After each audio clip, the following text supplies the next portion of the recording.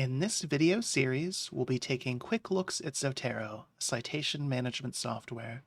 Zotero is free and easy to use and handles all sorts of different types of sources and citation styles.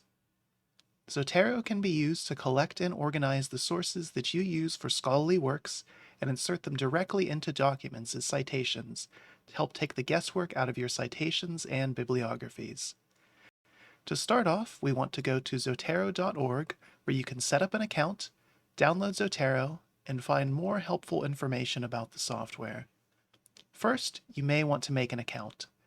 Having a Zotero account allows you to sync your library across devices and collaborate with others using Zotero as well. However, it is not necessary to use the software. If you want to make an account, click Log In at the top of the website, and then Register for a free account. Once you register, you will need to verify your account through an email sent to the address you used for sign-up. After that, your account is ready to go. Next, you'll want to download Zotero itself. Back on the main zotero.org page, there's a large download button in the middle of the page. Clicking on that, you'll see it defaults to Zotero for Windows, but there are options for other operating systems as well. The Zotero connector is also found on this page, and we will be covering this optional browser extension in another video.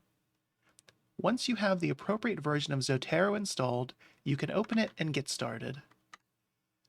This clip is recorded using the Windows version of Zotero, but all versions are functionally the same, just with slight cosmetic differences. In Zotero, your library will be blank, unlike the one shown.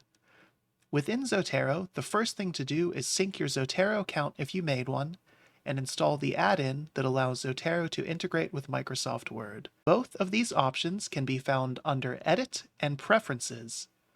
While you're free to explore other options, we're going to focus on the Sync tab. This is where you log in with your Zotero account and set up syncing. Finally, we want to look at the Cite tab within Preferences. Here we can see all the citation styles Zotero supports and get additional styles if needed. Our focus, though, is the tab called Word Processors. You'll want to look for a button that says Install Microsoft Word add-in or Reinstall in my case. Do note that Microsoft Word must be closed for this to work.